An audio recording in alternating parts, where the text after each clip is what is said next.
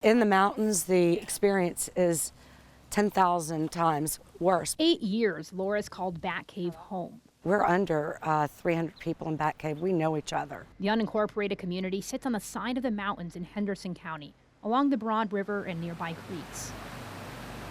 Helene left it hard to recognize. Looking around me, I didn't know where I was. It looked like an atomic bomb had gone off. For days after September 27th, the area was completely inaccessible by car.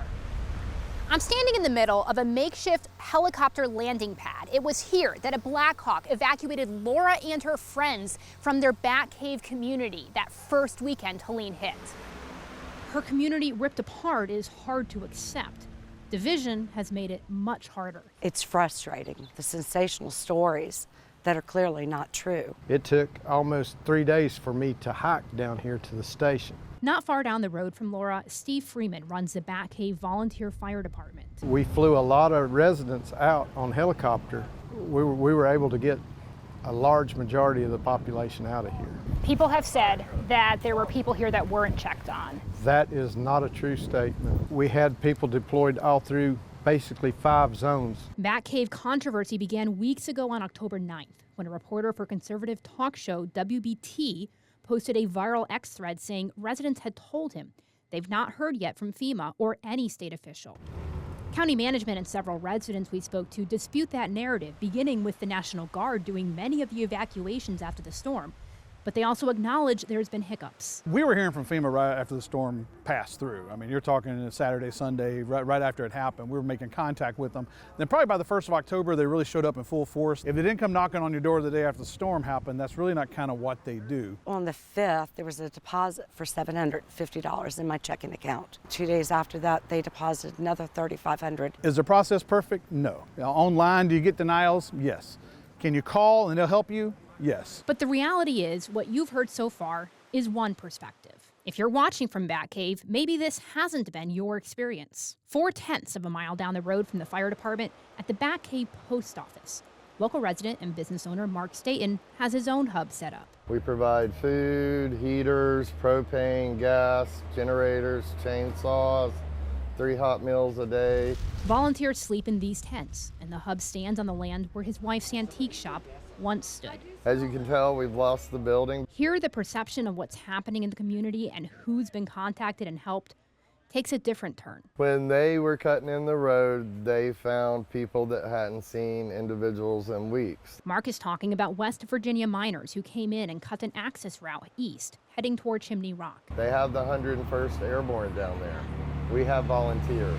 The state DOT would point out here, they've worked around the clock to restore this core bridge to Bat Cave, and they're actively working to move the Broad River back to its normal bed so they can restore the critical Chimney Rock Road. DOT was phenomenal at how fast they got it to where we could get in and out. Do you feel like the road should have been started sooner than the bridge?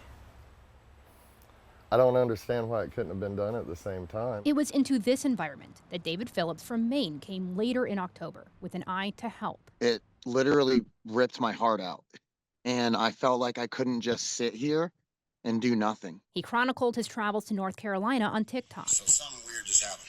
Racking up hundreds of thousands of views with videos confronting FEMA workers and sharing anti-government narratives. It seems like the only people that were really there to help just arrived that day, and this is like weeks and weeks in. Folks online cheered him on as he connected with Mark's team. I think Dave had a good heart. But tensions rose, and David told his viewers the sheriff's office forced him out after a little over a week. His videos about it online prompted concerned viewers to ask us to check what was going on. I left the very moment that I realized that my team had been compromised and that they bent their knee to intimidation tactics. After going home to Maine, David posted an apology video for some of his statements.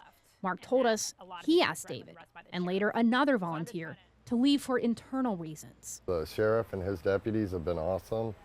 We couldn't ask for anything more. At the end of the day, the hub here and the fire department up the road probably won't see eye to eye on who's been helped and who has not.